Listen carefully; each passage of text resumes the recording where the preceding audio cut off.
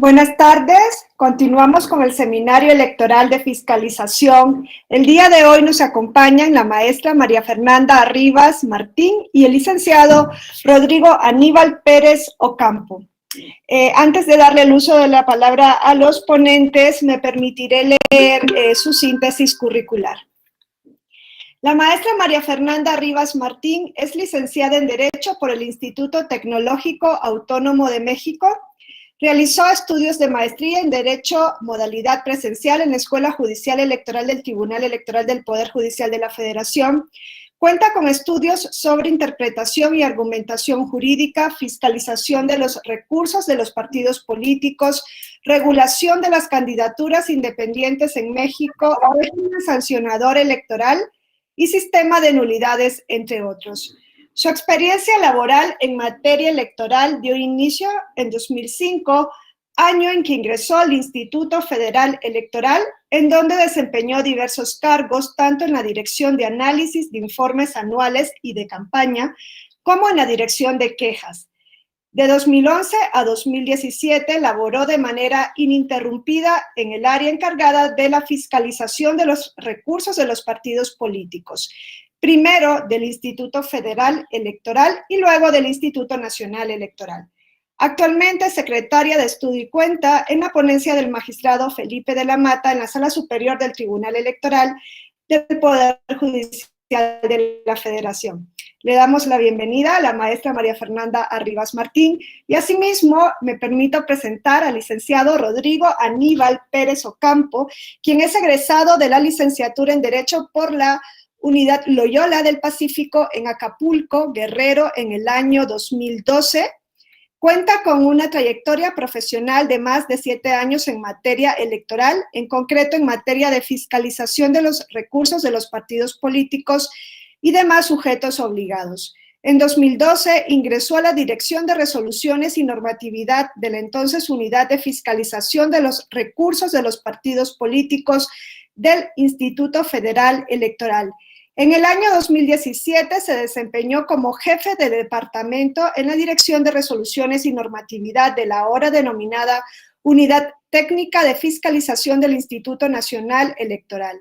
En el mismo año 2017 y a través del mecanismo de concurso público del Servicio Profesional Electoral Nacional del Instituto Nacional Electoral, fue designado titular del cargo de subdirector de Resoluciones y Normatividad, cargo que desempeña en la actualidad.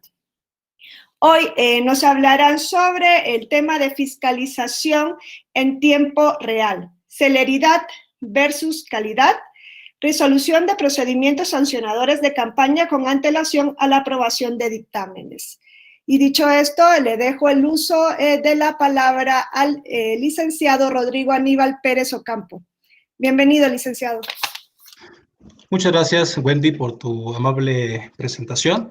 Y, bueno, pues, estimados asistentes de este seminario electoral en materia de fiscalización, me gustaría iniciar o arrancar este ejercicio de debate de este último foro con el planteamiento de dos interrogantes, dos cuestionamientos que trataremos junto con mi compañera María Fernanda Arribas, dar respuesta, pues, cada uno desde la perspectiva que se ha formado pues, al interior de los lugares o de las trincheras que ocupamos cada uno. Por parte de mi persona, trataré de compartirles la perspectiva que me he formado desde el interior de la Unidad Técnica de Fiscalización. Pues bueno, y en su momento, nuestra compañera María Fernanda Arribas, a quien aprovecho para saludar, les planteará su perspectiva desde una vista exterior, desde cómo lo ven desde el Tribunal Electoral del Poder Judicial de la Federación. Y, pues bueno, como les comento, me gustaría plantear dos cuestionamientos en concreto. Pues, el primero de ellos, si es posible para nosotros, como funcionarios de este instituto, en concreto de la Unidad Técnica de Fiscalización, si nos es posible brindar un servicio público de calidad que busque preservar la equidad de la contienda. Y como segundo interrogante, yendo un poco más allá, si es posible representar el interés público con el modelo de fiscalización con que contamos actualmente y que ha sido fruto de numerosas reformas, en concreto pues, la reciente de 2014. Y pues bueno, para dar respuesta a esas interrogantes y desde mi punto de vista les puedo adelantar que bajo mi percepción sí es posible, es decir, responde en sentido afirmativo a estos cuestionamientos y es posible alcanzar este, digamos, estándar de fiscalización efectiva siempre y cuando, y desde mi punto de vista, nos encontremos o se actualicen dos elementos fundamentales. El primer elemento que considero fundamental para poder arribar a una fiscalización efectiva lo es la existencia de un marco regulatorio que ostente una, digamos, una cualidad de eficacia, es decir, un marco regulatorio eficaz. ¿Y a qué me refiero con esto? Bueno, pues al hablar de un marco regulatorio eficaz, no me refiero solamente a la existencia de preceptos normativos, no me refiero solamente a la existencia de expresiones lingüísticas que, digamos, ostenten una obligación de hacer o no hacer determinada conducta respecto de destinatarios de la norma, y tampoco basta el hecho de que exista una previsión normativa que determine la aplicación de una sanción en dado caso de que el destinatario de la norma se ubique en este supuesto de derecho. No basta, pues, solamente la existencia de la letra de la norma, sino que además esta norma debe de revestir una característica o, digamos, una fuerza disuasoria, entendiéndose como tal el hecho o la concepción que se forme en los sujetos regulados respecto de que estos preceptos normativos pueden ser verificados por la autoridad electoral, puede, digamos, corroborarse el cumplimiento de las obligaciones a que se encuentran circunscritos. Y esta última parte de este último enunciado, bajo mi punto de vista, se encuentra relacionado directamente con el segundo de los elementos que considero indispensables para poder estar en presencia de una fiscalización eficaz. Y como segundo elemento me refiero a su vez, a la existencia de instrumentos de control y de instrumentos de investigación. Y permítanme explicar a qué me refiero con esto. Por cuanto hace el primero de estos elementos, es decir, por cuanto hace a los instrumentos de control directo, pues bueno, los podemos entender como aquellos mecanismos o herramientas con que cuenta la autoridad para, digamos, comprobar el cumplimiento de las normas en concreto y refiriéndome a los instrumentos de control directo, tendríamos por excelencia la revisión de gabinete que realiza la Unidad Técnica de Fiscalización respecto de los informes de campaña que presentan los sujetos obligados. Como segundo instrumento de control directo indispensable, bajo mi punto de vista, se tiene también la existencia de normas, pero de normas que juegan un papel preventivo. Esto es, juegan un papel que buscan que los sujetos regulados no se vean tentados a incumplir con las normas de la materia. Y a manera de ejemplo respecto de estas normas que juegan un papel preventivo, podríamos citar la obligatoriedad de los partidos políticos de exhibir los comprobantes de depósito bancarios en ventanilla en aquellos casos de aportaciones en efectivo que reciben. Como siguiente ejemplo, podríamos citar la obligatoriedad también a cargo de los partidos políticos de que todos los comprobantes fiscales que se expidan respecto de servicios o bienes prestados o recibidos en su beneficio, pues estos comprobantes fiscales se expidan necesariamente a nombre del partido político. Como tercer ejemplo y último, para no abundar mucho al respecto, de normas preventivas que juegan un papel preventivo, tenemos la determinación de límites en las aportaciones que pueden recibir los partidos políticos. Ahora, llegados a este punto, sé que el tema central de este módulo lo es la fiscalización efectiva o la fiscalización en tiempo real por cuanto hace a los procedimientos administrativos de queja, pero no me gustaría soslayar, no me gustaría demeritar la importancia y la injerencia que tienen estos primeros instrumentos de control directo o al momento en que nosotros sustanciamos y resolvemos los procedimientos de resolución. Permítanme explicarlo. Digamos, en la práctica, en el día a día, cuando al interior de la Unidad Técnica de Fiscalización, en concreto, la Dirección de Resoluciones y Normatividad, recibimos un escrito de queja, bueno, posterior a analizar si cumple con los requisitos de procedencia, el primer análisis que realizamos es identificar de manera concreta aquellos elementos de gastos que el quejoso está denunciando. A manera de ejemplo, si el quejoso enuncia en su escrito de queja 20 conceptos de gasto, lo que hacemos es, desde la Dirección de Resolución de su Normatividad, voltear a ver a nuestra dirección hermana, que es la Dirección de Auditoría, para que nos indique o nos informe si a través de los instrumentos de control directo, como lo son, como lo es la revisión de gabinete, si a través de digamos, de ese extremo, logra identificar tal vez alguno de los conceptos de gastos denunciados en los procedimientos administrativos sancionadores. Y de esta manera posiblemente podamos nosotros acotar o disminuir el universo controvertido, el universo de conceptos de gastos. Es decir, pareciera pues que estos primeros instrumentos de control, si bien corresponden a procesos que se llevan a cabo de manera paralela a los procedimientos administrativos, lo cierto es que sí tienen una injerencia y una importancia, una gran importancia al momento de estar hablando de una sustanciación expedita en los procedimientos, pues nos permite precisamente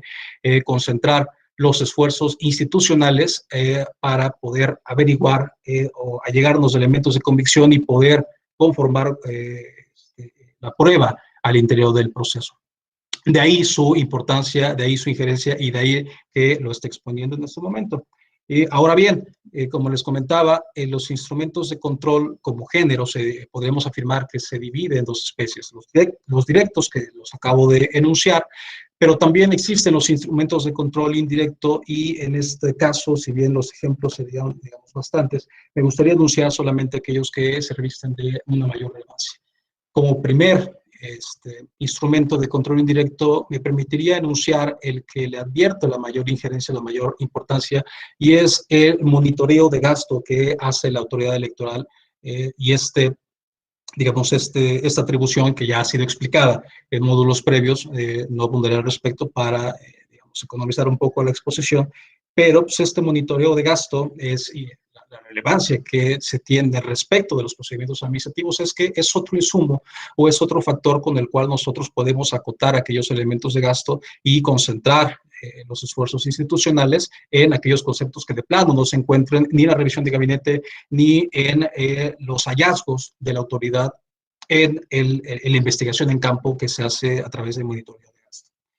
Como segundo elemento o instrumento de control indirecto, podríamos citar o enunciar a la publicidad. Y permítame explicar la publicidad. Por publicidad me refiero a que los resultados de fiscalización que tiene, digamos, que brinda a esta autoridad, pues más allá de una investigación exhaustiva y una resolución debidamente fundada y motivada, pues que el conocimiento de estos hechos no quede únicamente al interior del Instituto Nacional Electoral, sino que se pueda exteriorizar a través del portal de transparencia, de la página pública del instituto, o a través incluso de investigación que haga la propia ciudadanía, se pueda publicitar de tal manera que se alcance un grado de socialización importante y pues sean esta información que se desprende de los procedimientos administrativos, con base en lo cual pues, la ciudadanía podría eventualmente formar un voto razonado, un voto crítico. De ahí la relevancia también como medio de control indirecto de la publicidad.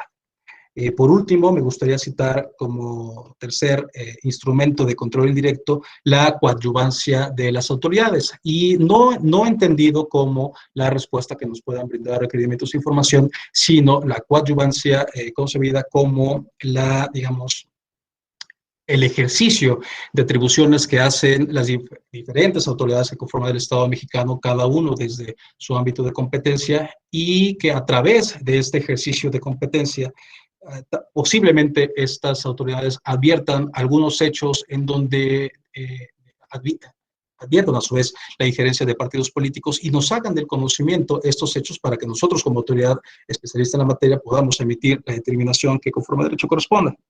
A manera de ejemplo y para poder aterrizar esta idea, como autoridades que conforman el Estado mexicano, podríamos citar los órganos de fiscalización que dependen de los órganos legislativos en cada uno de los estados.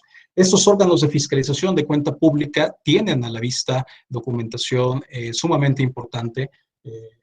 A manera de ejemplo, y aterrizando un poco en casos concretos que hemos tenido al interior de nuestra unidad, podríamos citar cuestiones de aportaciones de simpatizantes en beneficio de los partidos políticos, cuya documentación obra en la cuenta pública, y aportaciones que en un primer momento podrían parecer, digamos, legítimas, toda vez que podría contarse tal vez con un escrito de voluntariedad por parte de los trabajadores aportantes, pero que no porque pareciera legítima a través de ese escrito se ciñe al marco regulatorio, toda vez que, bueno, pues nuestro reglamento prohíbe precisamente este tipo de modalidades de allegamiento de recursos.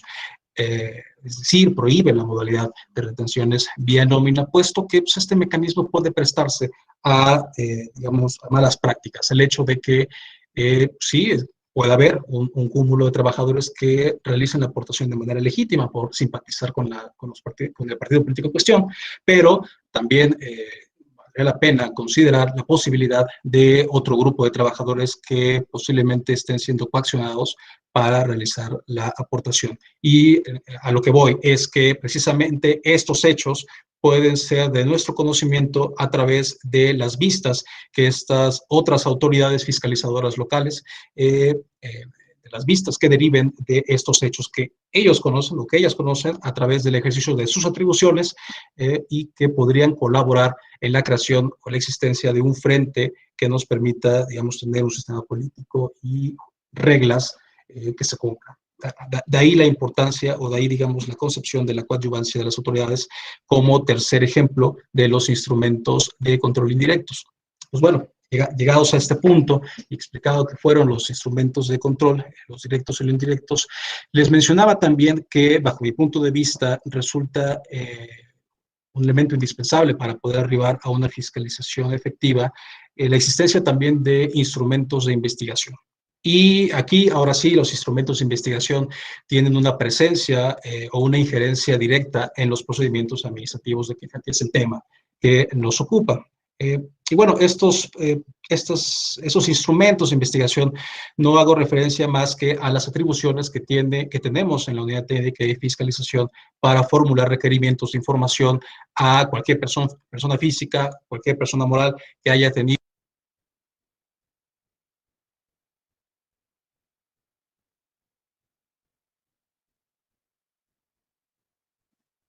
las etapas de campaña, perdón.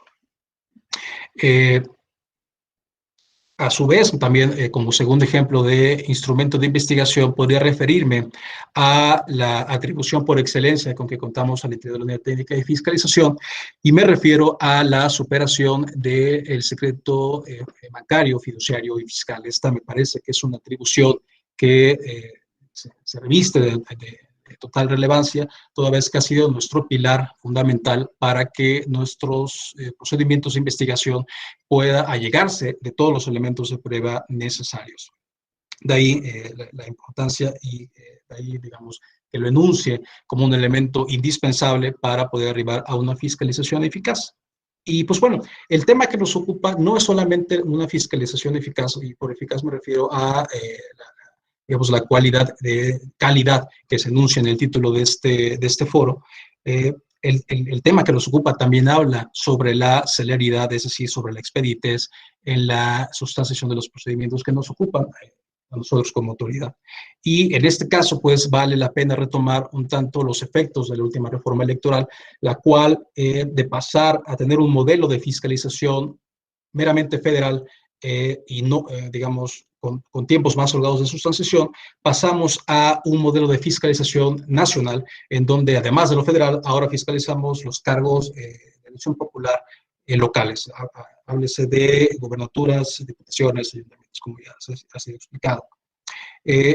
Pero además, digamos, si bien el universo de sujetos fiscalizados se amplía, además se nos fijan tiempos mucho más acotados para que podamos nosotros llevar a cabo las investigaciones conducentes. Me refiero pues a que conforme a nuestra reglamentación, nosotros nos encontramos obligados a que todos aquellos procedimientos de queja que se encuentren relacionados con una campaña electoral tengan que ser aprobados a más tardar junto con los informes de campaña correspondientes.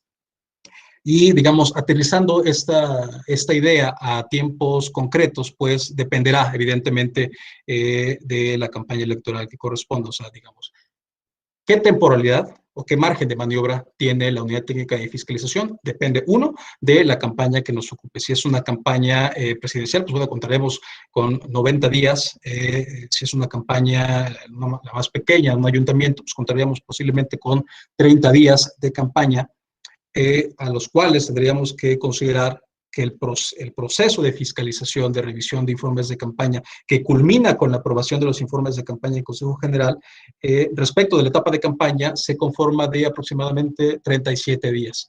De modo que una vez que termina la etapa de campaña, en 37 días se estará aprobando por el Consejo General, pero recordemos lo que les acabo de comentar, el reglamento nos exige una celeridad y una aprobación conjunta solamente de aquellos procedimientos de queja que se presenten hasta 15 días o 15 días previos a esta última fecha en que el Consejo General aprueba los procedimientos correspondientes. De modo que, digamos, aterrizado en números y en el caso de una campaña de ayuntamiento, tendríamos los 30 días de la campaña más 17 días de digamos, para poder nosotros llevar a cabo los procesos de fiscalización o la sustanciación de un procedimiento, de 12 días, perdón. O sea, estamos hablando que en el mejor de los casos, si la queja la presentan en el día 1 en que inicia la campaña, bueno, pues contaremos con todo este plazo para poder allegarnos de los elementos de prueba que resulten idóneos y necesarios para acreditar los hechos o poder emitir una determinación de derecho. Ahora bien, bueno, pues ya digamos esta parte un tanto dogmática o teórica, me gustaría aterrizarlo pues, en casos prácticos, es decir, nosotros al interior de la unidad técnica de fiscalización, ¿cómo hemos vivido estos plazos? ¿Cómo se trasladan estos números de días a una sustanciación? Bueno, pues si bien existen numerosos casos de sustanciación, lo cierto es que creo que me encuentro un tanto, digamos, obligado a exponer un procedimiento que tuve la fortuna y el honor de coordinar en la investigación, y me refiero a la trilogía de procedimientos respecto del entonces aspirante candidato independiente Jaime Rodríguez Eliodoro, conocido, digamos, coloquialmente como el Bronco. Estos procedimientos o esta trilogía de procedimientos, pues al final del día representó un reto importante para nosotros, el personal de la unidad técnica de fiscalización, respecto de los elementos de prueba que tuvimos que allegarnos, la celeridad que tuvimos que darle a la sustanciación para poder emitir una resolución de manera pronta.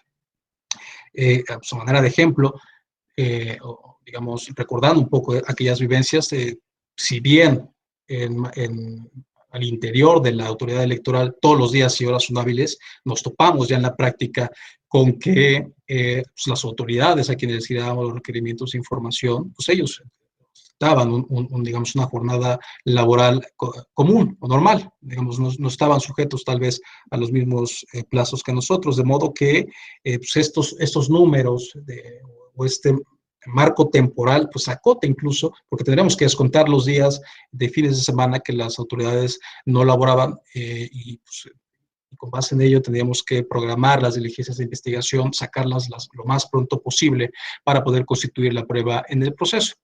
Como diligencias de investigación relevantes, recuerdo que en esos procedimientos en concreto, el Q16-2018, el primero de la trilogía, los hechos denunciados consistieron en que el entonces gobernador todavía de Nuevo León estaba utilizando a su base, a su recurso humano, para efectos de salir a las calles y recabar apoyo ciudadano. Lo que hicimos, y con base evidentemente, y aquí la importancia pues de los instrumentos de investigación con las facultades que contamos, requerimos información al gobierno de Nuevo León a efectos de que nos informaran la nómina, digamos, todos los trabajadores que trabajaban en ese momento en el gobierno de Nuevo León, a la par que la Dirección Ejecutiva del Registro Federal de Electores nos brindó el listado de todas las personas que recabaron apoyos ciudadanos, y una vez que contamos con esos insumos, procedimos a depurar la información a efectos de identificar a quienes detentaran una doble calidad, esto es de ciudadanos que recabaron apoyo ciudadano, pero que además fueron funcionarios públicos. Una vez identificados su universo, estamos hablando aproximadamente de poco más de 700 trabajadores, volvimos a girar otro requerimiento de información al gobierno de Nuevo León con plazos de respuesta acotados, a efectos de que nos informara las jornadas laborales de las diversas dependencias involucradas, de aquellos trabajadores que ubicamos con esta doble calidad. Una vez que contamos con este tercer insumo de información, es decir, las jornadas laborales, procedimos a hacer otro ejercicio de depuración de información a efectos de que pudiésemos, digamos, por decirlo de alguna manera, restar aquellos, los días de fines de semana o, digamos, aquellos actos de captación de firmas, pues fuera de, el periodo, de la jornada laboral, es decir, que haya sido realizado en la tarde-noche o tal vez incluso hasta en los horarios de comida. Digo, tampoco podemos desconocer la esfera personal de cada persona. Estos tres, digamos, elementos de prueba fueron los necesarios como para poder emitir una resolución, digamos, fueron los elementos de prueba pues necesarios. Y lo cierto es que estos elementos de prueba digamos, no podrían haberse allegado o integrado al expediente si es que no hubiésemos contado precisamente con los instrumentos de investigación que les acabo de explicar hace unos momentos. Es decir, las atribuciones pues de la autoridad de poderle pedir información a cualquier persona física o moral, pero no solamente pues la facultad que se tenga de requerir información, sino también una previsión normativa que permita a la autoridad emitir sanciones pecuniarias a aquellos sujetos que no brinden la información en los plazos o que lo hagan fuera de los plazos reglamentarios. Digamos, de ahí la importancia que me gustaría destacar. Otro de los precedentes y es el curso 64, digamos, el segundo procedimiento que conformó esta trilogía, en el cual a través de la otra técnica de investigación que les comento, esto es la superación del secreto bancario, logramos allegarnos de los elementos de prueba necesarios para poder emitir la resolución correspondiente. Este tema ya fue platicado en un módulo pasado, pero rememorando un poco, recuerden que consistió en que en la contabilidad del sujeto obligado se exhibieron estados de cuenta atestados en donde solamente se dejaba a la vista la aportación final que se realizaba en beneficio del aspirante, digamos, pero este mecanismo se reflejaba en todos los estados de cuenta. De ahí que surgió un elemento de duda que nos llevó a llevar a cabo las facultades o ejercer las facultades, en este caso de superación del secreto bancario, a efectos de allegarnos de todos los estados de cuenta, ahora sí ya sin testado, evidentemente, en donde advertimos que estos últimos aportantes o digamos, presuntos últimos aportantes, horas antes, minutos antes, un día antes, habían recibido en sus cuentas montos idénticos o un poco, tal vez, mayores a los finalmente aportados al aspirante. Y, digamos, una vez que contamos con estos estados de cuenta sin testado, volvimos a ejercer nuestra facultad de superación del secreto bancario a efectos de que la CNBV nos exhibiera o nos informara quiénes eran los titulares de las cuentas que habían hecho esas, digamos, aportaciones intermedias. Cuando la CNBV nos responde con la documentación, advertimos que los titulares eran personas morales, es decir, nos encontramos en un supuesto prohibido por la norma, puesto que no se permite la injerencia económica de entes mercantiles en este caso.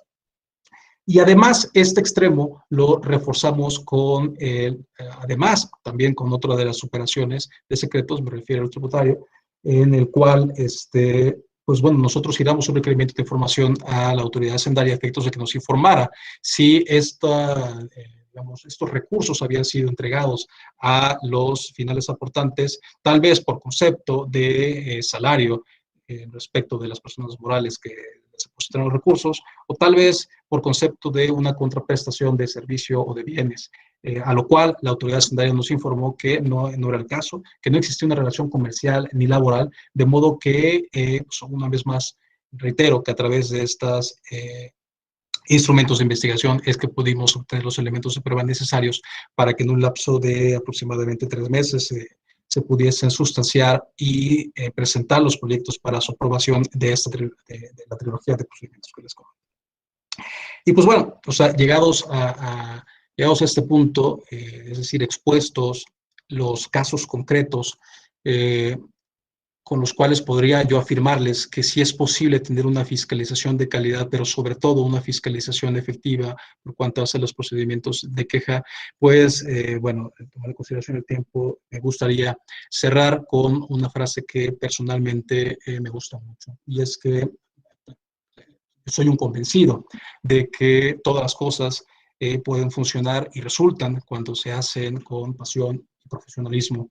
Estas dos cualidades, es seguro que se pueden encontrar en la mayoría de los que integran la unidad técnica de fiscalización.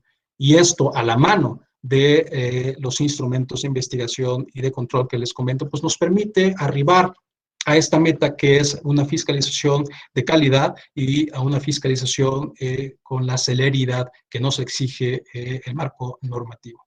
Pero bueno, no hay, y tampoco hay que pasar por alto una cuestión fundamental, y es que pues, al final del día la emisión del voto le corresponde a la ciudadanía.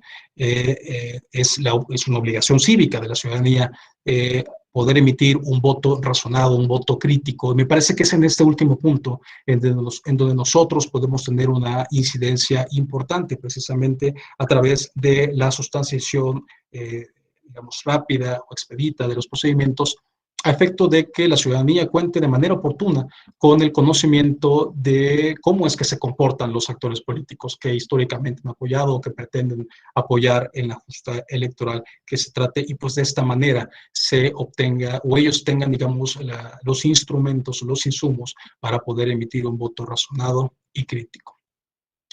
Bueno, con eso cierro mi intervención y no quiero pasar la oportunidad de agradecer a la Escuela Judicial y a la Unidad Técnica de Fiscalización por su invitación y el espacio en este foro. Muchas gracias y buenas tardes. Muchas gracias, licenciado Rodrigo Aníbal Pérez. Ahora pues escucharemos a la maestra María Fernanda Arribas Martín. Abro mi micrófono. No sé si me ven. Se te escucha perfecto. Perfecto. Pues yo aprovecho los agradecimientos que acaba de hacer mi amigo Rodrigo Aníbal. Yo quiero agradecer, por supuesto, la invitación a las magistradas y los magistrados de la Sala Superior, al magistrado presidente, al querido magistrado Felipe de la Mata y seguro a mis compañeros y amigos de ponencia que me estarán viendo y echando porras. Por supuesto, a la doctora Gaby Rubalcaba, que es la directora de la Escuela Judicial y que ha hecho un trabajo espectacular todos estos meses que hemos vivido una tragedia, que hemos tenido que estar encerrados, y pues han sacado la parte positiva. A todos los estudiantes, a los que nos están viendo, de verdad que pueden entrar y pueden encontrar temas de lo más variado, de lo más rico: derecho internacional, derecho penal, interpretación, por supuesto, derecho electoral, transparencia. De verdad, una felicitación. Muchísimas gracias a la Escuela Judicial por la invitación. Y más porque, bueno, a los que han seguido este seminario de fiscalización, de verdad que además de ser un honor, es un reto, porque ha participado, bueno, la maestra Pamela San Martín, que fue hasta hace unos pocos meses consejera integrante del Consejo General del INE. Por supuesto, a los cabezas de área de la unidad de fiscalización, a la maestra Erika Estrada, a mi querida amiga María Juana, la contadora María Juana, y al señor director Carlos Morales. Por supuesto, a quienes realizan la fiscalización día a día en la práctica. Y de verdad, además agradecer a Araceli Degollado y a mi amiga Jasmina, quienes, yo me incluyo, han enseñado muchísimas personas en materia de fiscalización.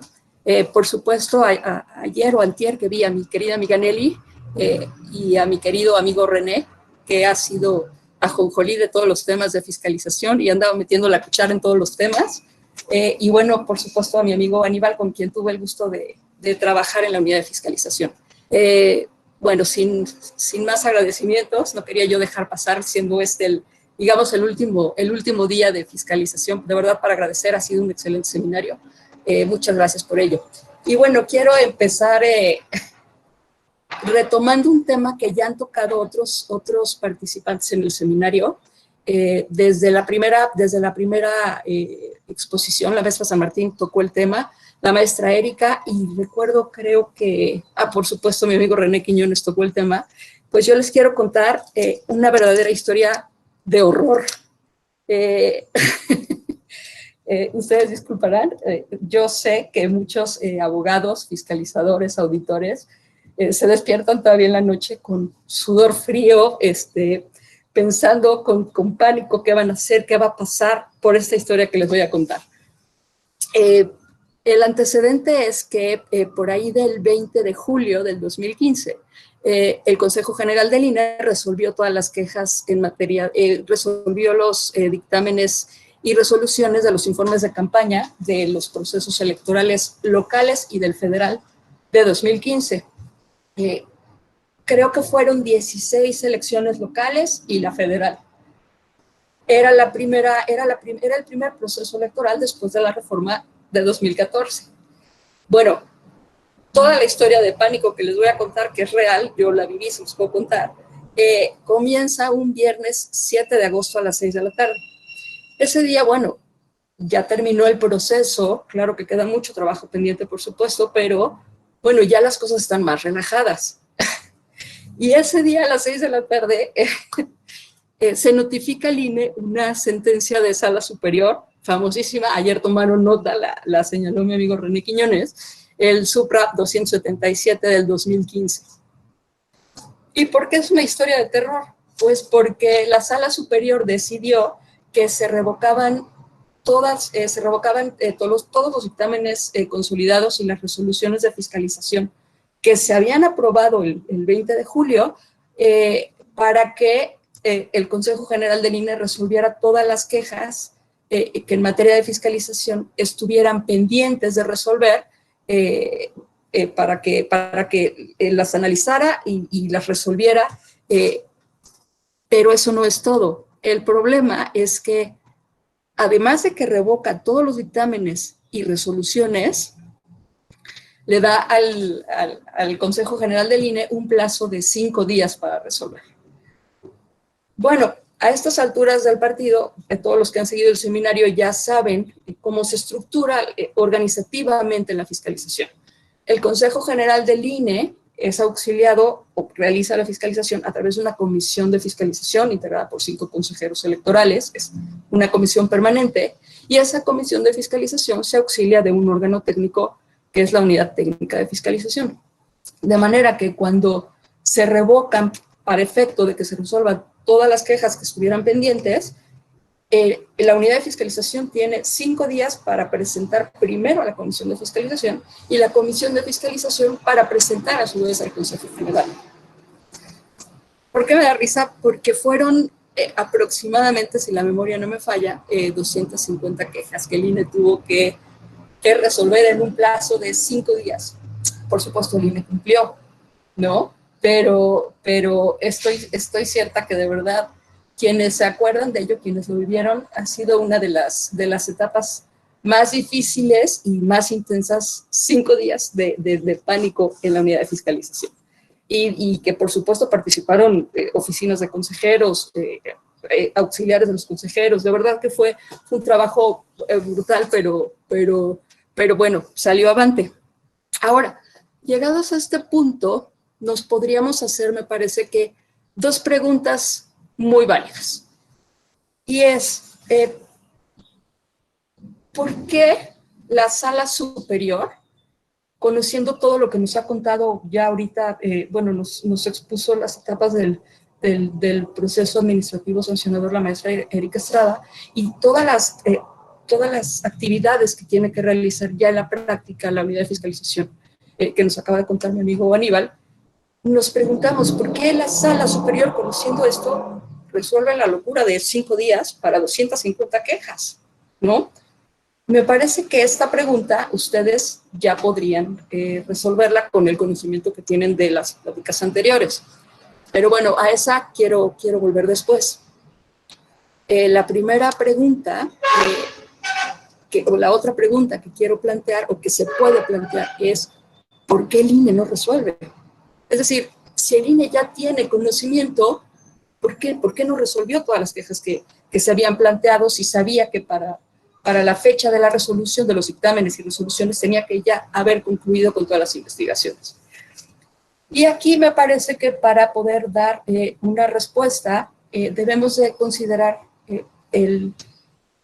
la situación temporal que estaba viviendo la fiscalización además de todas las actividades electorales. La reforma de 2014 se da en febrero del año 2014. 2-3 meses después sale ya el marco legal, es aprobado el marco legal. Por supuesto, para los que son abogados saben que ya que una vez que contamos con el marco legal es necesario, de ser el caso, emitir los reglamentos, porque la ley nos dice qué, pero el reglamento nos dice cómo hacer las actividades. Lo mismo funciona en materia de fiscalización. Y para noviembre del 2014, para el 19 de noviembre de 2014, se aprueban los 2 principales reglamentos en materia de fiscalización, que son el reglamento de fiscalización, que es nuestra base, y el reglamento de procedimientos sancionadores en materia de fiscalización. Este reglamento es el que establece todas las disposiciones, reglas, plazos, procedimientos aplicables para la sustanciación de los procedimientos o investigaciones de queja o oficiosos en materia de fiscalización. Es decir, son las reglas con las que la autoridad investiga, no por los informes. Recordemos que hay 2 grandes vías, que es la revisión de informes que los propios partidos presentan y las investigaciones que se realizan, que pueden ser quejas, es decir, que alguien literalmente viene y se queja y denuncia algún hecho que considera ilícito en materia de fiscalización, y la otra que son los procedimientos oficiosos, que por ejemplo de una revisión de informes, la autoridad detecta que hay algún tipo de gasto que benefició a un partido político y que no fue reportado, y mandata se inicie un procedimiento oficioso. Entonces, estas son las 2 grandes vías a través de las cuales se realiza la fiscalización. Pues bueno, en este marco histórico se aprueba el reglamento de procedimientos sancionadores. Y este reglamento fue impugnado, fue confirmado. La verdad es que no recuerdo si se hizo alguna modificación de 1 o 2 artículos, o eso fue en el reglamento de fiscalización, pero no se tocó la hipótesis o las hipótesis que estoy a punto de contarles. Y retomo, ¿por qué el INE resuelve lo que resuelve? ¿O por qué determina ya concluir la fiscalización, concluye los dictámenes consolidados, las resoluciones respectivas, pero no las quejas? Y el asunto es que el reglamento de fiscalización establecía 3 hipótesis distintas. Y es la primera: cuando las quejas se presentaban hasta el domingo siguiente al de la jornada electoral, el INE estaba obligado, la unidad de fiscalización estaba obligado a resolver, junto con, a más tardar, el día inclusive del dictamen y resolución, tenía que resolver las quejas que se hubieran presentado. Segunda hipótesis: en el mismo caso del anterior, si las quejas se presentaban hasta el domingo siguiente al de la celebración de la jornada electoral, inclusive, pero las quejas no se encontraban en estado de resolución, se tenía que, de manera fundada y motivada en la resolución de la campaña correspondiente, se tenía que señalar los motivos por los cuales no se había concluido, es decir, por qué la investigación iba a seguir adelante. Y se daba un plazo temporal y se decía que se tenía que resolver en un plazo razonable. ¿Y que consideraba el reglamento por razonable? Pues que se resolviera 15 días antes de la toma de protesta correspondiente, que como ustedes saben, los calendarios de las entidades creo que por primera vez estarán ya acordes, pero eso no quiere decir que sean los mismos calendarios. Retomo esta parte después. Y la tercera y siguiente hipótesis, que junto con la que les acabo de mencionar, fue la problemática. Y es que para todas aquellas quejas que se presenten después del domingo siguiente de la jornada electoral, la unidad de fiscalización las resolverá como si fuera una queja normal. ¿Cómo se sustancia una queja normal?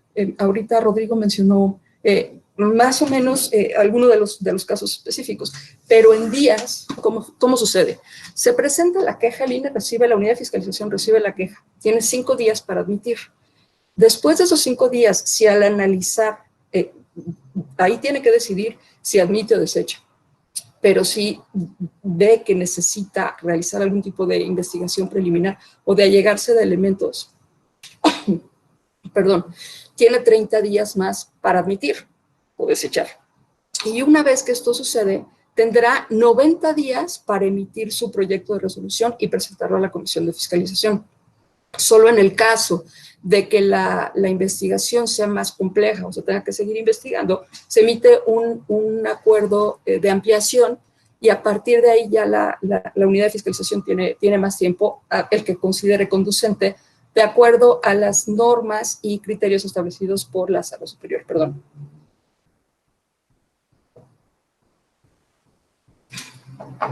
Pero bueno, de lo que les platico de estos 3 supuestos de ese reglamento de fiscalización que ha sido ya, por supuesto, superado y modificado en consecuencia,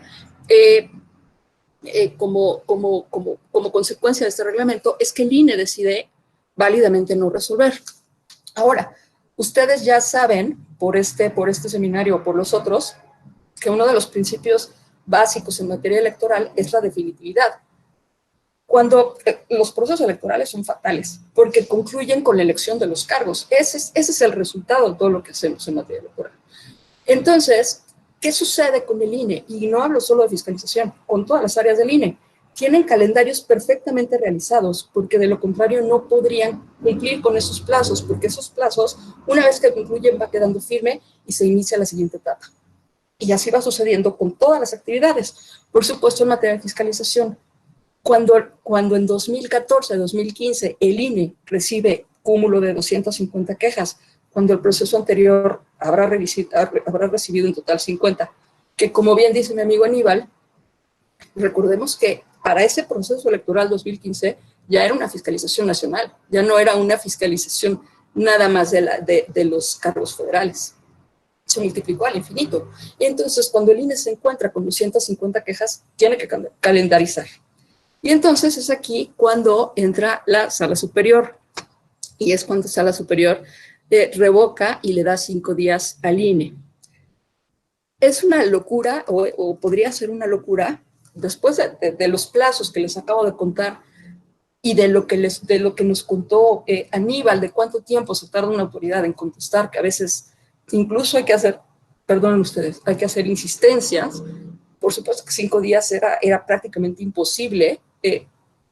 Se cumplió en cuanto a que se resolvieron las quejas, pero por supuesto no hubo tiempo de hacer investigación alguna, porque además era fin de semana.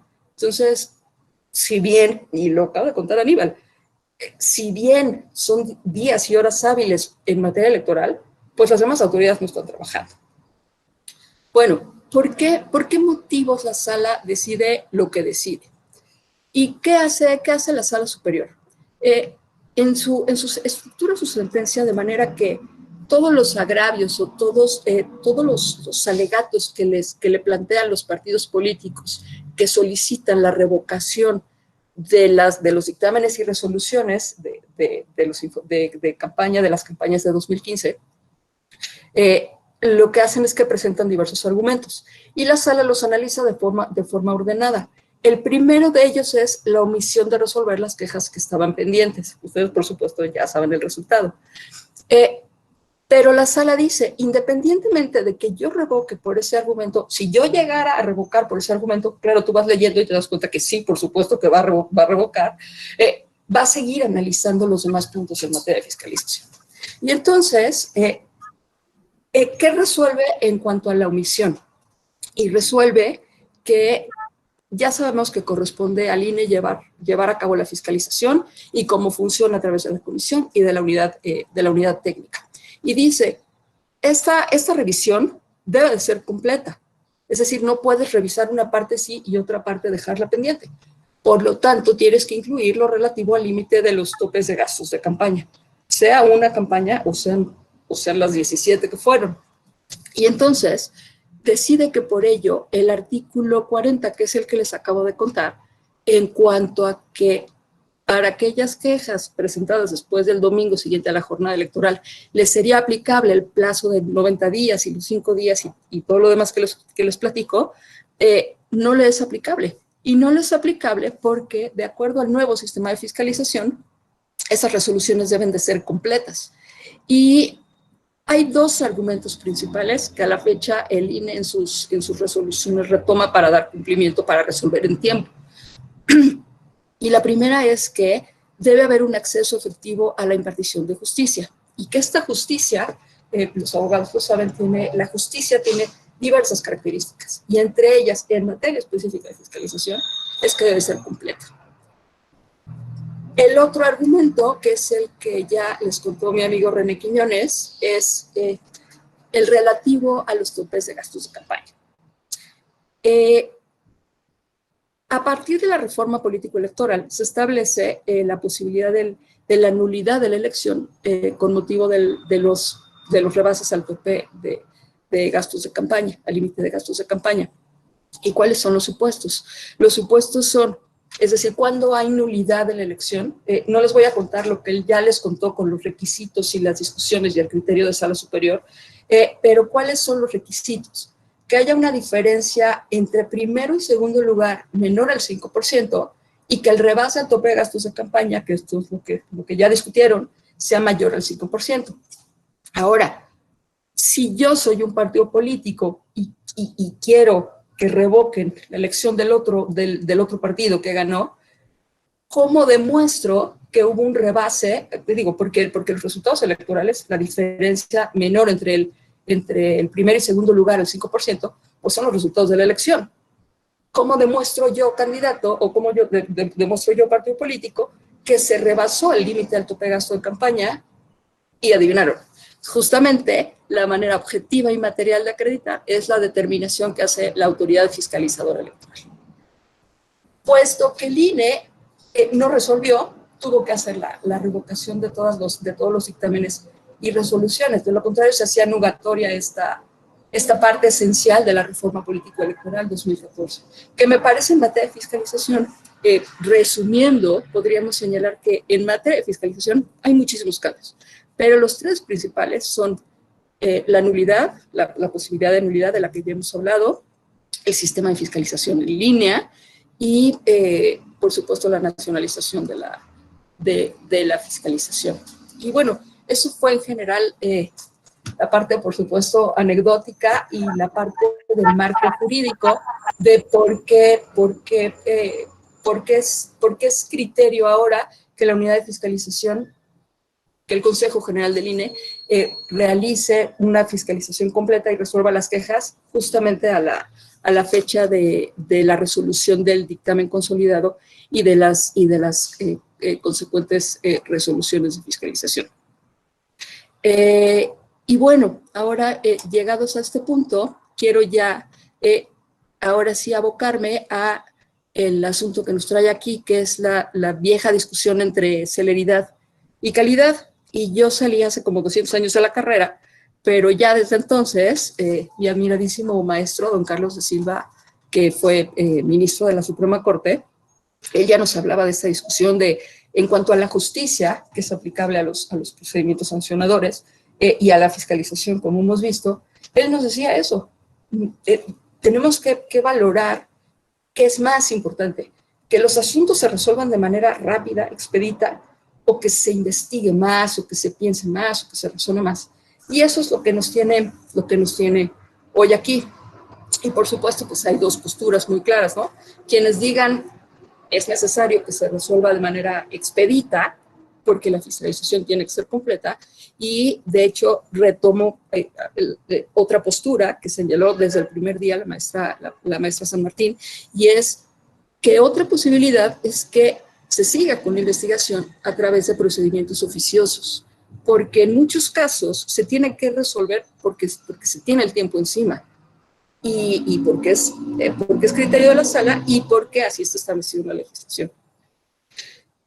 Para tomar cualquiera de estas dos posturas distintas, me parece que hay que tener en cuenta diversos elementos. La fiscalización, como han visto, habrá quien diga que es un asunto sencillo, a mí la verdad es que no me lo parece. Por supuesto, tiene muchas aristas, tiene muchos campos, tiene cuestiones que sin duda algunas serán muy sencillas, cuestiones procesales, pero habrá otras que son verdaderos instrumentos del diablo y que tiene que pasar mucho tiempo para que puedas entenderlo, verlo en la práctica. De verdad que hay cosas que no son sencillas. Ahora, si el tiempo de sustanciación, que es lo que ya señaló Aníbal, que en el mejor de los casos, si en alguna campaña de 30 días tienes que resolver en un total de 60, pero las autoridades no te responden o no encuentras o tienes que confrontar la información, se vuelve sumamente difícil. Ahora, retomo unos datos que dio mi amiga Jasmina, y es relativo a la cantidad de trabajo que realiza la autoridad fiscalizadora electoral. ¿A qué voy? Tal cual tomé los datos de Jasecita. Para el 2021 van a estar en elección, o se elegirán cargos, 3.410 de mayoría relativa y 421 de representación proporcional. Ustedes dirán, bueno, si son muchos, hay que revisar 3.400 más los 3.000, más los otros 400, 3.800. No, esos son los cargos. Lo que hay que fiscalizar, vayámonos solo a los de mayoría relativa, que son los que hacen campaña por algún otro despistado de representación proporcional, pero supongamos que hay 3, 4, 5 candidatos por cada uno de estos cargos. Hay que hacer la revisión del partido y de los candidatos. Entonces, la verdad es que la cantidad de trabajo es brutal y los tiempos son muy cortos. Ahora, 2 elementos a considerar de este nuevo modelo de fiscalización. Se están llevando las 2 vías de las que hemos hablado, la revisión de los informes de ingresos y gasto de campaña que presentan los partidos, candidatos por candidatos independientes, y la sustanciación de las quejas.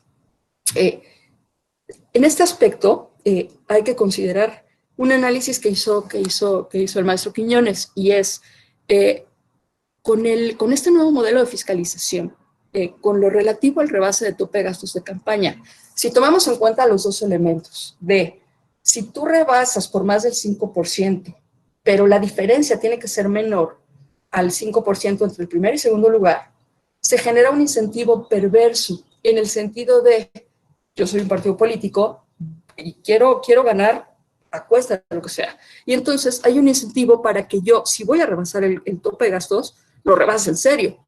De manera que si yo gano la elección, no gane por un margen mínimo, no gane por un 0.3% de la votación, gane por 7, 8, 9%.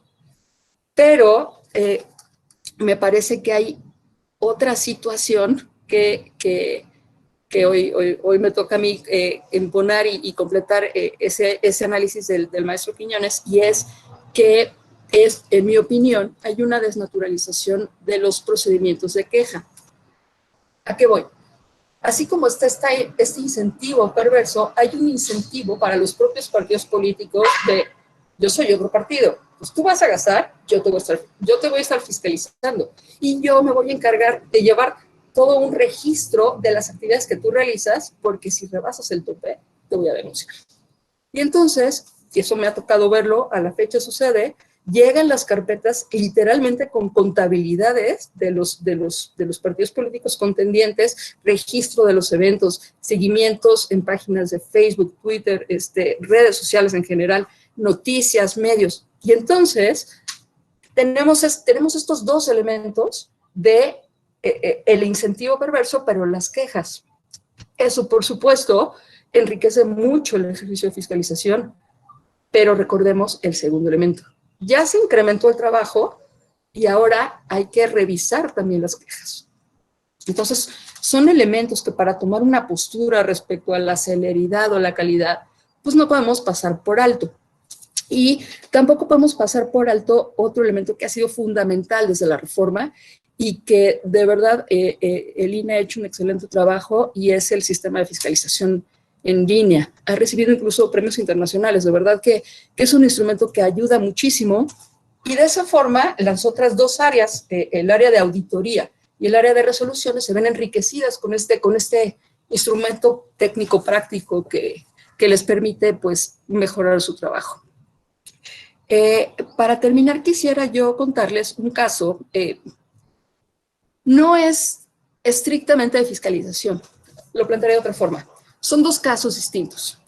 Yo no conozco la documentación, esto se los cuento porque se resolvió la semana pasada en la mesa del Consejo General del INE y lo discutieron. De manera que yo no he visto la documentación, no conozco las quejas, es más, ni siquiera sé si lo vayan a impugnar, pero lo discutieron, fue muy divertido. Si pueden ver la discusión en YouTube, es el punto 5 de la sesión del 8 de julio. Y les cuento el antecedente, que sí es de fiscalización y que va perfecto con uno de los ejemplos que narraba Aníbal. Hay un precandidato de un partido político que es denunciado vía queja de fiscalización por haber recibido aportaciones prohibidas, aportaciones de entes prohibidos de personas de carácter mercantil. ¿Cómo sucedía? Ciertas personas, creo que eran 3 personas, unos días antes de realizar una generosísima aportación a favor del precandidato, recibían esos mismos montos, con un poco más, poco menos, de alguna empresa de carácter mercantil.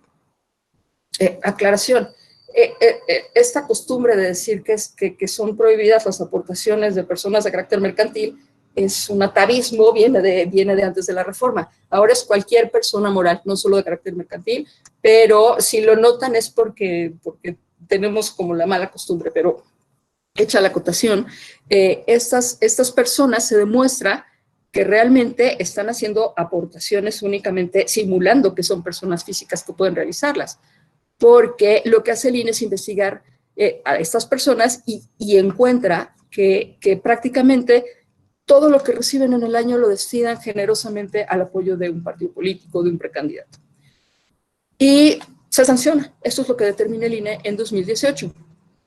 Pero el INE no tiene, y esta es la parte que no es de fiscalización, pero está relacionada, pero el INE no tiene la atribución, la unidad de fiscalización, de presentar, fiscalización no tiene la atribución para sancionar a las personas morales. Tiene que presentar, tiene que dar una vista a la unidad técnica de lo contencioso, al secretario ejecutivo, para que realice la investigación.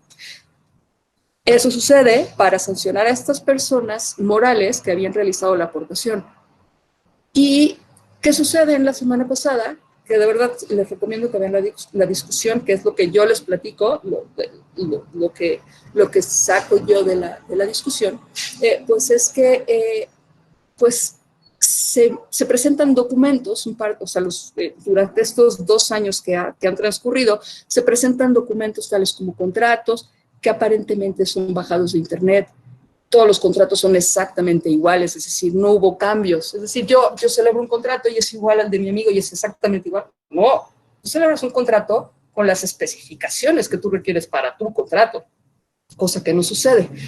No obstante, el INE decide no sancionar a estas personas morales por estas pruebas, porque no se sabe si son pruebas verídicas o es nada más una simulación. ¿Y por qué les platico este caso práctico? Pues porque con el tiempo, sí, efectivamente se podrían encontrar muchos más recursos de procedencia ilícita, que cuando nosotros en materia de fiscalización hablamos de procedencia ilícita, no nos referimos a crimen organizado ni nada por el estilo. Nos referimos a que son recursos que en materia de fiscalización están prohibidos.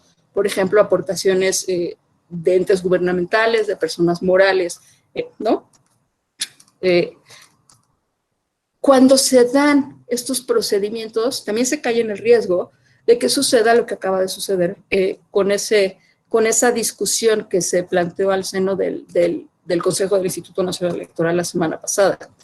Y para concluir, pues me resta ya nada más la opinión personal que tengo yo respecto a cuál debe de ser o qué es mejor, sí, que los procedimientos administrativos sancionadores se resuelvan de manera expedita, con celeridad, prontitud, o que se haga una fiscalización pues de mayor calidad. Pero eso se lo voy a contar ya para mi siguiente participación, para concluir. Por el momento con esto termino, no sé ni siquiera cómo voy de tiempo. Muy bien, Fernanda. Muchísimas gracias. Bueno, pasaríamos entonces a la fase de preguntas. Tenemos algunas que han enviado aquí a través del chat y otras que han sido enviadas a través de las redes sociales. Bueno, paso a leer las preguntas y esta va dirigida a ambos ponentes. Es de Jesús Sánchez Vieira. Pregunta, ¿realmente con plazos tan cortos de fiscalización la revisión puede ser realmente tan exhaustiva ante tantas candidaturas en un proceso electoral? Bueno, pues muchas gracias, Jesús, por la pregunta. Bueno, pues ahora sí que... Creo que María Fernanda quería hacer uso de la palabra, pero se paró el video. Sí, se ha parado el video, Fernanda. Entonces, pues damos respuesta a los dos. Si gustas, comienzo yo para que una vez se restablezca la conexión, sí, lo comente María Fernanda, ¿vale? Ok, bueno, por cuanto hace a la pregunta si los tiempos que tenemos son suficientes. Cada caso concreto es lo que dictará digamos, la necesidad de que tan grande necesitará ser el acervo probatorio como para poder arribar a una verdad en el proceso. Bueno, y depende también del hecho de pues, en qué momento se presenta la queja. Y no depende necesariamente del momento en que el quejoso la quiere ir a presentar a la autoridad, sino que también depende del momento en que pues, digamos, el hecho denunciado y controvertido se materialice digamos, por decirlo de alguna manera, en la vida real. De modo que pues, aquellas conductas que se materialicen a mediados de una etapa de campaña o finales, pues ello va a repercutir en el tiempo en que tendrá la autoridad para poder llevar a cabo las diligencias de investigación necesarias. Yo podría afirmar que un grosso de los proyectos de queja sí se tiene un tiempo razonable, digamos, no idóneo, pero razonable, como para poder allegar los elementos de prueba, pero sí, sin duda, habrá algunos otros procedimientos de queja que, tomando en consideración la temporalidad que se presenta, pues no se tenga la oportunidad de poder llegarnos de los elementos de prueba idóneos y, en el peor de los casos, tener que resolver con los elementos de prueba que se tengan en el expediente. Pero, digamos, mi postura es, en la mayoría de los casos, sí se podría. Perfecto. Bueno, no sé si ya tenemos a María Fernanda. Vi que tuvo algún problema técnico. Bueno, si no, seguimos con otra pregunta más, dando tiempo que se pueda reconectar. Preguntan en Facebook Miguel Ángel Sánchez Díaz. Bueno, sí, ya te tenemos, Fernanda. No sé si quieres participar en la pregunta anterior o sigo con la siguiente. No te escuchamos. Ya, una disculpa. Quisiera terminar. No, seguro Rodrigo ya participó, ¿cierto? ¿Ya respondió? Ya. Bueno, yo quisiera señalar que, por supuesto, cuando uno está realizando la fiscalización, y esto lo vive Rodrigo todos los días, yo ya lo digo como recuerdo, cuando uno está realizando la fiscalización, por supuesto que estás viendo la documentación y quieres hacer, si el asunto da para investigar, quieres hacer muchas diligencias. Y es lo que haces, intentas sacar de entrada todas las diligencias. De hecho, hay un tema que es ejemplificativo. El propio reglamento de procedimientos se ha visto modificado para dar celeridad a los procedimientos, de forma que el propio reglamento ya establece, cosa que no sucedía en el de 2014, que cuando tú recibes tu queja y la admites, tienes que emplazar inmediatamente al partido político. Es decir, tú ya, a fin de que sea una fiscalización completa, que creo que lo ha hecho muy bien el INE, haces eso. Emplazas, no solamente emplazas, y realizas todas las diligencias que tienes que realizar. Claro que son plazos ahorcadísimos, pero me parece que el INE ha ido solventando posibilidades y haciendo usos de herramientas tecnológicas y de sus tres áreas para poder resolver de manera completa. Perfecto. Bueno, les decía que también tenemos preguntas que nos llegan a través de Facebook. Miguel Alejandro Sánchez, bueno, hace un comentario y una pregunta. Dice, la fiscalización en tiempo real es un pilar del nuevo modelo. No obstante, en materia de sanciones, ha sido juzgada con displicencia en cuanto a gasto ordinario se refiere y castigada con severidad en precampaña y campaña. ¿Cuál es el motivo de que en procesos electorales los partidos sean sancionados económicamente por registrar operaciones fuera de temporalidad en los procesos y solo amonestados públicamente por el mismo hecho en revisión de gasto ordinario? ¿Por qué el INE no ha unificado criterio para sancionar de la misma forma esta falta en campaña y en gasto ordinario? Bueno, sí, Rodrigo. Muchas gracias.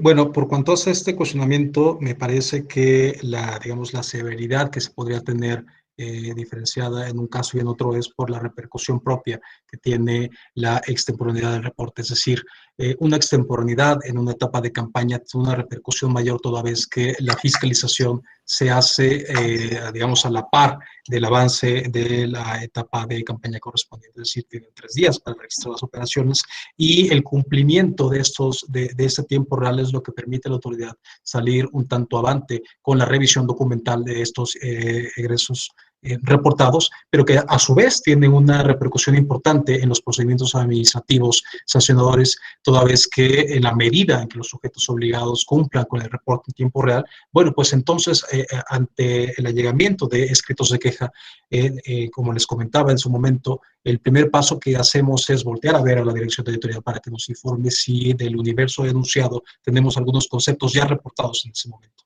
De modo que, bueno, en esa proporción en que los sujetos obligados cumplan con el tiempo real, pues entonces nosotros podríamos, en los procedimientos administrativos, reducir el universo denunciado e incluso, en el mejor de los casos, hasta ya estar en posibilidades de emitir una resolución en sentido infundado, toda vez que la totalidad de los gastos pudiesen ser conciliados de manera oportuna con los registros que el sujeto obligado realiza en tiempo real. De ahí la repercusión, pues, y digamos, un trato de severidad un tanto diferenciado por la consecuencia que se tiene en una fiscalización de campaña. Y recordado también a su vez que pues la repercusión de una fiscalización de campaña tiene que ver con los rebases de topes de gastos, ahí la importancia y la severidad y, digamos, la justificación. Gracias. Bueno, y yo quisiera complementar la aportación que nos hace Aníbal, y es que tiempo real es uno de los elementos fundamentales, sin duda alguna, pero quiero hacer 2 consideraciones. Una, que me parece que por lo menos de mi parte he sido omisa en señalar que tampoco para los partidos políticos ha sido un cambio a este nuevo sistema de fiscalización sencillo, porque los partidos, la unidad tiene 37 días para hacer toda la revisión de los informes de campaña, más las quejas, que es la parte que ha contado Aníbal. Pero los partidos políticos tienen 3 días a partir de que concluye la campaña para presentar sus informes. Hay todas unas reglas que van por 30 días, los plazos, cómo se realiza, pero también para ellos ha sido complejo. En un principio, de hecho, recuerdo que se presentaban los informes de cumplimiento de los reportes de ingresos y gastos de campaña y eran bajísimos, los partidos no estaban reportando. Y eso dificulta, por supuesto, muchísimo el cumplimiento de atribuciones de investigación y de revisión por parte de la autoridad electoral.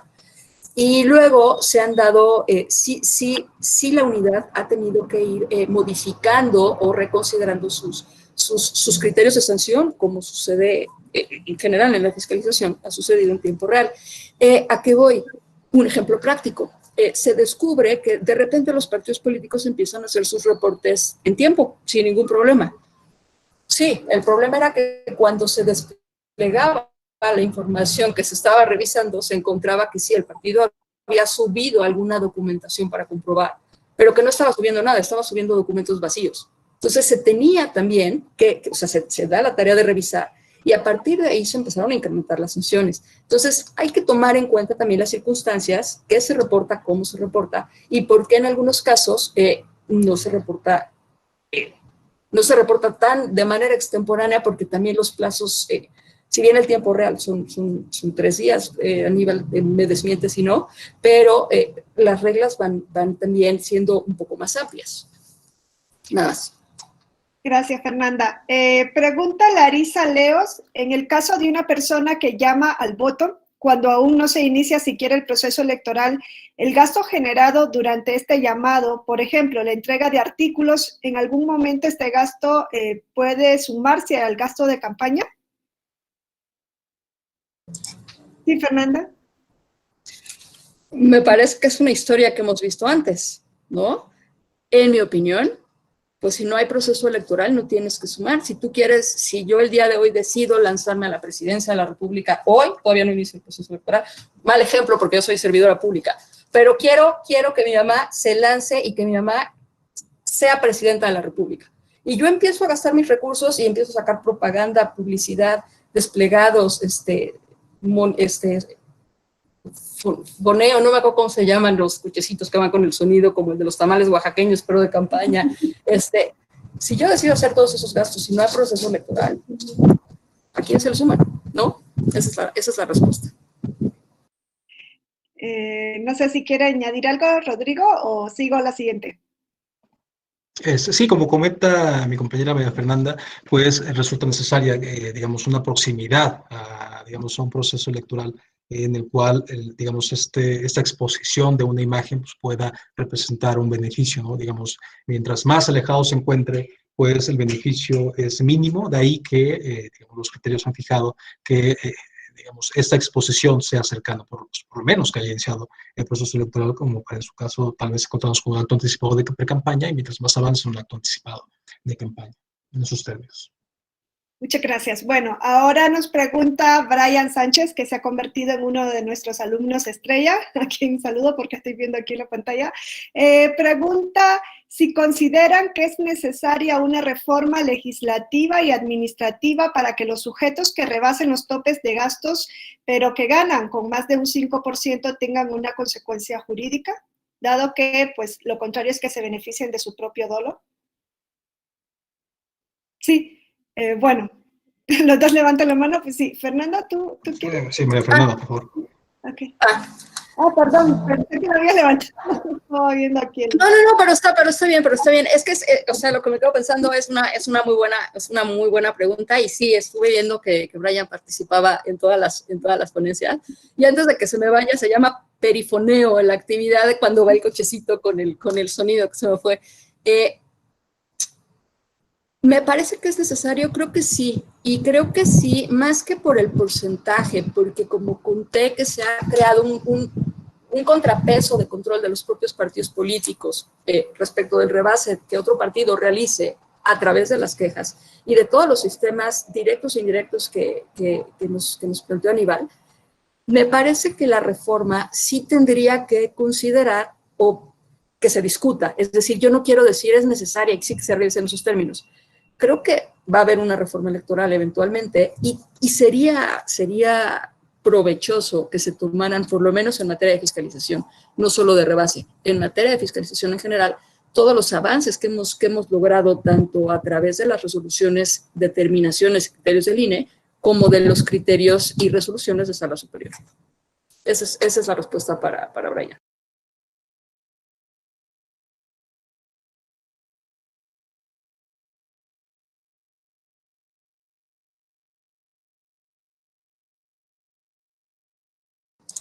Bueno, no te oigo. Sí, parece que te dice. Sí, con razón. Bueno, preguntaba Rodrigo si tú querías participar en esa anterior. No, ok, perfecto. Bueno, pregunta Ángel. De lo aprendido hasta hoy en el seminario, he entendido que la fiscalización electoral es sumarísima para ayudar a esto. ¿No sería más adecuado solicitar que todos los gastos sean hechos solo de manera digital? Sí, Rodrigo. Gracias. Pues bueno, sin duda pues esta transición sería, digamos, lo idóneo, ¿no? Digamos, el ideal al que podríamos aspirar. Sin embargo, me parece que las regulaciones que tengamos en materia de fiscalización también deben encontrar una correspondencia con la realidad de la sociedad. Digamos, incluso nosotros como personas físicas, todos los actos que desarrollamos día a día, posiblemente una gran mayoría lo realicemos a través del sistema bancario, pero existen aún así otras operaciones que seguimos, digamos, realizando de manera convencional. Esta misma circunstancia la podemos trasladar digamos, al contexto en que se desarrollan las campañas electorales. Hay que tomar en consideración que existen campañas electorales que se llevan a cabo en municipios, digamos con una población menor, digamos, con un avance tecnológico tampoco que no es muy representativo en relación tal vez a otras áreas, de modo que, digamos, tratar de homologar medidas cada vez más estrictas por cuanto hace a la totalidad de contextos de la población, me parece que en este momento, en este punto temporal, puede que no sea lo idóneo. Tendríamos que, digamos, ir de la mano con el avance que como sociedad en general vayamos teniendo también en estos mecanismos de pago. Fernanda. Y justo tal cual como bien lo señala Aníbal, No podemos abstraernos del manejo de recursos que utilizamos socialmente todos los días. No obstante, haciéndole al futurista, yo pensaría que, no sé si pronto o en 100 años, pues eventualmente se está intentando, a través de avances tecnológicos, desaparecer el uso del dinero, del dinero en efectivo, ¿no? Entonces probablemente sí sea, pero todavía me parece que no nos encontramos al momento para hacer que ese control. No obstante, sí, así como ha sido el cambio del sistema de fiscalización en línea, sí se ha avanzado a que muchas de las aportaciones, de hecho hay un límite a partir del cual las aportaciones y transferencias se tienen que hacer vía digital, vía cheque, vía que el INE pueda rastrear, porque el problema efectivamente del dinero efectivo es que no lo puedes rastrear, es una de sus características, ¿no? Claro. Bueno, nos pregunta Lisette Sánchez, ¿cómo se puede garantizar la realización de una fiscalización de calidad para el próximo proceso electoral de 2021? ¿Qué medidas se podrían tomar para que la resolución de los procedimientos de fiscalización en tiempo real tenga sanciones efectivas? Sí, Rodrigo. Gracias. Bueno, ¿qué medidas podemos tomar en este punto? Yo creo que, digamos, nuestro sistema de fiscalización ha ido avanzando digamos, paso a paso, dando pequeños pasos, y hemos ido fijando reglas que se busca, digamos, brinden una eficiencia en el labor de la fiscalización. Hago referencia, por ejemplo, a la determinación o la obligatoriedad de que los espectaculares consignen una clave de identificación única, a la obligatoriedad del complemento INE, a que los comprobantes fiscales además inserten una clave que permite identificar la candidatura beneficiada. Es decir, me parece que es a través de todos estos pequeños pasos que podemos acercarnos a las grandes soluciones y a través de la sinergia que tengamos con la utilización y el aprovechamiento de estos mecanismos que parecerían estar aislados, la sinergia que se tenga se puede traducir en que la sustentación pues ostente una expeditez y ostente la posibilidad de llegarse a todos los elementos de convicción para poder arribar a una verdad al proceso. De modo que, digamos, mi respuesta es la sinergia de todos estos instrumentos de control indirecto. Gracias, Fernanda. Y además, podríamos retomar lo que se han expuesto en las otras ponencias que han sido parte del seminario. De hecho, recuerdo así en específico la que contaba mi querida amiga Nelly, respecto a que ahora la fiscalización hace uso de las redes sociales. Cuando yo salgo hace 3 años del INE, de la Unidad de Fiscalización, empezaban a hacerse uso de esas herramientas. Pero ahora, por lo que me cuenta, de verdad que el INE se ha hecho de esas herramientas y hace un seguimiento mucho más preciso y estricto que va a permitir dar respuesta a la pregunta que nos plantearon en el sentido de así se asegura el INE de que se impongan las sanciones con los seguimientos que hace, que por supuesto deberá de probar y todo lo que ya se habló, pero que sí hay muchos elementos de forma sinérgica, como lo señala Aníbal, para hacer posible esta fiscalización efectiva. Gracias. Pues finalmente les voy a hacer a la vez 2 preguntas que entiendo se relacionan. Una de ellas es de Javier Juan Olivares, que previo a felicitarlos a ambos por sus presentaciones, pregunta si la fiscalización debe seguir siendo una facultad del INE o si debería dirigirse a la Auditoría Superior de la Federación. Y Eduardo Bucio en Facebook nos pregunta si creen que sería adecuado integrar a las unidades de fiscalización de los OPLES para descargar algunas actividades como la supervisión del INE y con ello dar mayor certeza al tema. Sí, Rodrigo. Gracias, Wendy. Bueno, por cuanto hace al primero de los cuestionamientos respecto de si considero que, digamos, la facultad de fiscalización debería de pertenecer a la Auditoría Superior de la Federación, me parece que bajo una concepción un tanto doctrinaria, pues digamos, ¿qué se buscó incluso con la propia creación de un instituto electoral que no formara parte de, digamos, el Poder Ejecutivo, que se formara un órgano autónomo? Era precisamente digamos, que se evitara una dependencia o una injerencia por parte de quien ocupara, digamos, el Poder Ejecutivo en turno.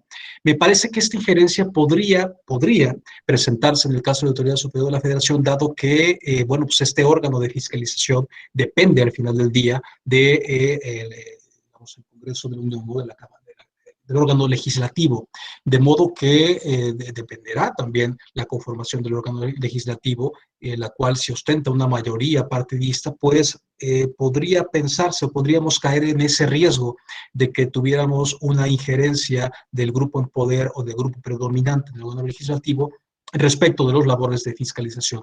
De modo que mi postura institucional y personal es que en aras de garantizar una labor independiente y objetiva, las atribuciones deben de quedarse como están. Digamos, es decir, que las atribuciones deben de seguir perteneciendo a un órgano autónomo, constitucionalmente autónomo. Por cuanto hace el segundo de los cuestionamientos respecto a si consideramos que las atribuciones de fiscalización se regresen a los órganos públicos locales electorales, creo que sigue siendo vigente la razón o la justificación por la cual precisamente se consolidó la fiscalización a nivel nacional, y es el hecho de poder garantizar un tratamiento igualitario, digamos, una unidad de criterios sancionadores interpretativos respecto de la fiscalización que se haga en todas las entidades federativas. Previo a la reforma electoral, pues, nos podríamos topar con algunas circunstancias de hecho idénticas en los estados que posiblemente no pudiesen, no fueran resueltas de manera idéntica en cada uno de los organismos públicos locales electorales. De ahí que, en aras de garantizar una unidad de criterio, creo que debe de seguir perteneciendo a la autoridad nacional. Sí, Fernanda. Y además, esta parte para complementar lo que bien dice Aníbal, estoy totalmente de acuerdo con su respuesta, me parece que fue una respuesta muy buena, la primera, la de la Auditoría Superior, y la segunda, para complementar nada más, que ya se ha señalado que las entidades, las autoridades federativas, vamos, hay que considerar que el INE es no quiero mentir, pero creo que es la institución, el órgano no de gobierno, sino un órgano constitucional autónomo, pero que tiene representación en toda la República. Es un órgano con gran representación. De manera que no siempre es fácil llegar, porque podemos ver a los CAEs sufriendo para llegar, ¿no? A realizar todas sus labores de organización electoral, pero que sí hay manera de auxiliarse de personal en las entidades federativas, ¿no? Con este personal del propio instituto, que eso está previsto tanto en la ley como en el propio reglamento de procedimientos. Por ejemplo, para la realización de diligencias con celeridad, nos lo puede contar Aníbal. Sale de manera vía acuerdo para que la gente que está en alguna de las juntas distritales cuando inicia el proceso electoral realice la notificación, recaude la documentación que requiere y la mande de regreso a la unidad de fiscalización. Entonces, me parece que, y esto se refleja también para la pregunta anterior, el INE estableció mecanismos prácticos que ha hecho parte ya de sus reglamentos para hacer una fiscalización completa a nivel república. Bueno, pues por el tiempo creo que nos queda espacio para un par de preguntas más. En referencia a la pandemia, José Eduardo Martínez pregunta si se tiene contemplado realizar la fiscalización en el procedimiento electoral que se avecina de alguna manera especial por el tiempo de pandemia que estamos viviendo. Rodrigo, sí. Bueno, pues, digamos, este contexto de pandémico, por llamarlo así, pues ha resultado de una parálisis de los procesos electorales que tenían que llevarse en este año en Coahuila e Hidalgo. Me parece que es un concurso prácticamente de derechos humanos en el cual debes de ponderar el derecho político electoral de la ciudadanía también a la luz de un derecho a la salud. De modo que, si bien se han suspendido los procesos, posiblemente se reanuda mediante la reanudación, pues bueno, se buscarán los mecanismos de seguridad para que el personal que tenga que llevar a cabo sus actividades, como se ha explicado en campo, tal vez en monitoreo de gasto, pues puedan protegerse con las medidas sanitarias correspondientes. Pero en dado caso que se reanuden, pues sí se buscaría la manera de llevar a cabo la fiscalización. No podemos pues obviar esa atribución y esa obligación constitucional. Sí, bueno, pregunta Joel López si valdría la pena que la Unidad Técnica de Fiscalización pudiera pertenecer al Sistema Nacional de Anticorrupción. Sí, Rodrigo. Bueno, en mi opinión, pues valdría la pena, ¿no? O sea, digamos, sí sería fructífero pertenecer, pues, digamos, como un sistema que pudiésemos compartir y allegarnos de elementos de prueba de todas las autoridades que lo conforman en tiempo real. Pues eso evidentemente podría agilizar nuestra labor. Digo, si bien tenemos ya las atribuciones con las cuales poder allegarnos de los elementos de prueba indispensable, claro que pues, cualquier medida que abone sería bienvenida, o sea, sería recomendable. Muchas gracias, Fernanda. Sí.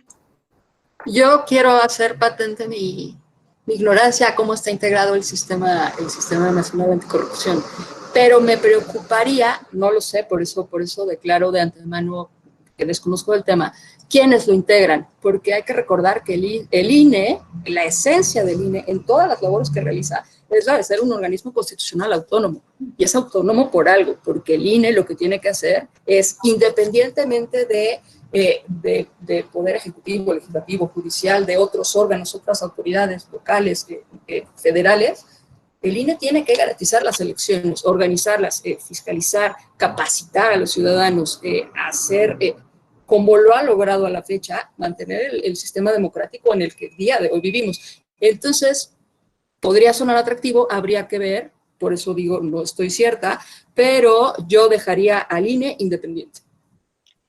Bueno, ya por equidad, porque nos queda una última pregunta en Facebook. Yarly Sanrey pregunta si la Unidad Técnica de Fiscalización envía a la Cámara de Diputados algún tipo de lista de mejoras o sugerencias para establecer reglas más claras y eficaces en su aplicación. Sí, Rodrigo. Bueno, pues, digamos, en cada ejercicio legislativo en el cual se presenta o se pretende procesar una reforma, pues depende también de la voluntariedad que tengan los grupos legislativos a efectos de formar un consenso en el cual pues, no solamente sean escuchadas las voces de los representantes populares, sino que también sean escuchadas las voces de los especialistas en la materia, en este caso, pues de la autoridad electoral. De modo que, pues sí ha ocurrido, si se comparten opiniones técnicas, pero depende precisamente de la voluntad de lograr un consenso. Bueno, pues ya por razón de tiempo nos llegan muchísimos mensajes de felicitación para ambos ponentes y por el seminario en general. Y pues ya con esto daríamos pues por finalizado esta edición del Seminario Electoral de Fiscalización, no sin antes agradecer a la maestra María Fernanda Rivas y al licenciado Rodrigo Aníbal Pérez Ocampo, a nombre de los magistrados y magistradas de Sala Superior del Tribunal Electoral del Poder Judicial de la Federación y de la directora de la Escuela Judicial Electoral, doctora Gabriela Rubalcaba García, su generosidad de haber compartido este tiempo con nosotros y esperando que podamos seguir contando con ustedes en futuros eventos académicos que se organicen desde la Escuela Judicial Electoral, y también agradecer a todos y todas los que se inscribieron en este curso y que han participado a lo largo de estos días. Los invitamos a seguir también participando en nuestros espacios académicos. Y bueno, dicho esto, enviamos los micrófonos para darle un aplauso, merecido aplauso a ambos. ¡Bravo, Mafe!